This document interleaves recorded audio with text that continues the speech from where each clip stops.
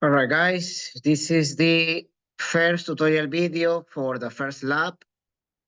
The first lab can be found in modules, lab measurements. You're gonna see the data and the Dropbox, which is basically your submission.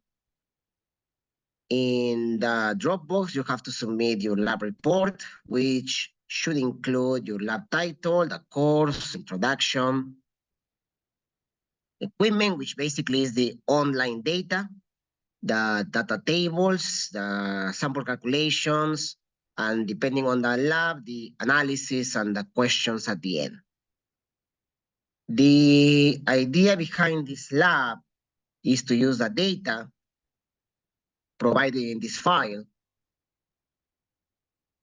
to do some calculations. So this lab, if you were in campus, you were using rulers, vernier calipers, magnifying glasses, and scales to perform some measurements in the metric system in millimeters, centimeters, and meters, and kilograms and grams. However, you don't have those tools. You are going to be online. So what we would do is we will provide you with the data, as you can see here on table 1, and you will do some calculations based on each set of data. The first set of data are the measurements of a small wooden block. They give you the length, the width, and the height in centimeters. And you have to find the average. You see, they give you free trials. So you find the average by adding all these and dividing them by 3 for all these. You want to use this data later, so make sure you have them written down. For table 2, you have the same, but with a vernier caliper. The difference between a vernier caliper and a ruler, as you will see on the lecture, is the precision. A vernier caliper has an extra significant figure of precision. So here is where I'm going to take the chance to explain that a little bit. So these numbers have 2 sig figs. 1 decimal place, but 2 sig figs. These numbers have 2 decimal places and 3 sig figs. All right. So you can add more significant figures depending on the level of precision, depending on the tool that you're using. A micrometer is similar, but is used to measure diameters of cylinders, spheres. So we use that, and we can find the inside diameter and inside depth of a cylindrical cap. So you don't have to worry about a zero correction. Just worry about the inside and the depth of the cylindrical cap. These are all in centimeters. Keep that in mind because you will have to do some conversions at some point. We also weight the cylindrical cap with a triple beam balance, basically like a balance with weights, and a digital one. Obviously, the digital one has 3 decimal places, so it has 2 degrees of precision more than the triple beam balance, which has only a decimal place. So regardless, you get the values of the mass very close to each other, and then you can do the calculations. So a few things about this. I will recommend you guys read this so you can learn a bit the difference between the metric system and the English system, and then how to add, subtract, and multiply and divide numbers with different significant figures. Because at the end of this lab or during the calculation, you have to find volumes. For example, how do you find the volume of the wooden block using the ruler data and using the vernier data? Well, pretty much what you have to do is you are going to write down the data. You can do this on the same file where you're going to be presenting your lab. And then, as you know, the volume of a rectangular block, a prism, is length times width times height. So if I were to use the average, and look, I don't have the average here, I can easily calculate it, but it's just show you quickly. If I were to find the average of the length, I will do this. So 7.6. Because you see, this has two sig figs and one decimal place. When you add numbers, the final result has to have the same number of decimal place, the least number of decimal places of one of the numbers. So the way I can explain this is if you are adding 3.21 plus 2.2, the answer will be 3.21 plus 2.2 will be 5.41, 5.4. So you keep it with the lowest amount of decimals of one of the numbers. All right. Here they all have decimal places of 1 or 1 decimal place. So I use 7.6 as the length times 3.8, obviously here. And for the height, it will be 7.5, most likely the average. And then the value here will be the volume. Now, you have 2 decimal places times 2 decimal places times 2 decimal places. The final answer should have 2 decimal places.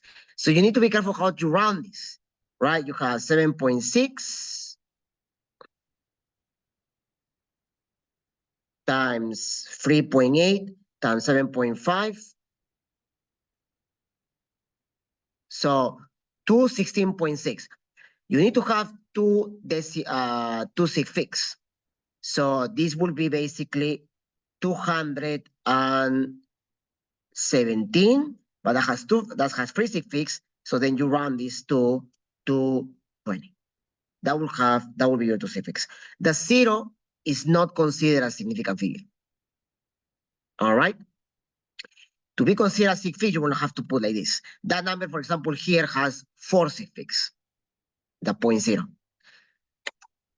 So this has 2 sig figs, so that will be the volume. All right, don't forget the unit, centimeter cube. All right, so that's how you calculate the volume. You will have to do it for the table 1 and for table 2. And then you're going to do a percentage difference. The way you do a percentage difference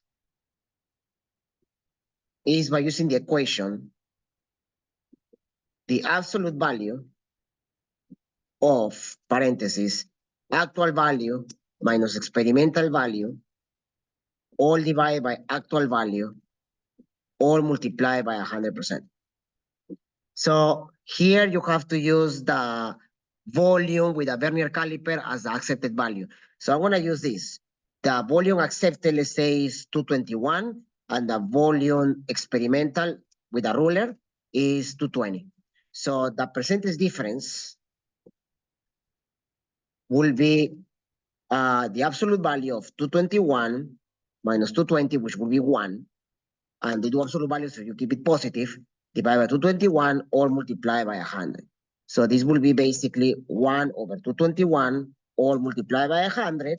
So then in your calculator, you do 1 times 100 divided by 221, that's 0.45%. That's your percentage difference. All right. That's what you do here. And then for free, you're going to find the volume of the cylinder, which is basically using the data from table 3, which is pi squared h. So if they give you the diameter here, the radius is half the diameter, half the average diameter, and the height will be the depth. Okay, and pi is just number pi. So be very careful with this and use the same rules that I explained to write your final answer. At the end of the day, you just have to use the mass provided here to find the density. Density, as it will be explained in the lecture, is mass over volume. So you can use 39.1 divided by the volume that you calculate here, and you can find 2 values of density. It says compute density for both, right? For both masses. Now, for the division, it's the same as multiplication. If you are dividing, for example, if you are dividing 39.1 by, let's say, you get a volume for the cylinder of 150.2. So 39.1 has 3 sig figs. 150.2 has 4 sig figs. Your final answer should have 3 sig figs. So here you have 0.260. That will be your answer. This has 3 sig figs. The 0 here doesn't play, right? Any number before the decimal place before the decimal point is not considered, all right, or the zeros. But this one, it is. So 260 will be, because it's after the decimal point there. So that's it. Then you have to answer the questions, and that's basically what you have to do for lab 1. I'm also going to take this time to show you guys the dynamic of this. So you see here the exploration physics. I have changed the lab, so in most of them you don't have to use that, because it's a software that doesn't work on Macs, and we had issues in the past with that. So after the measurements lab, you're going to go into the acceleration of gravity. Now, if you decide to use exploration physics, let me know. But this lab, you have 2 options. I'm going to activate 2 options, one with exploration physics, one with the online simulator. So watch that video so you can see what you have to do.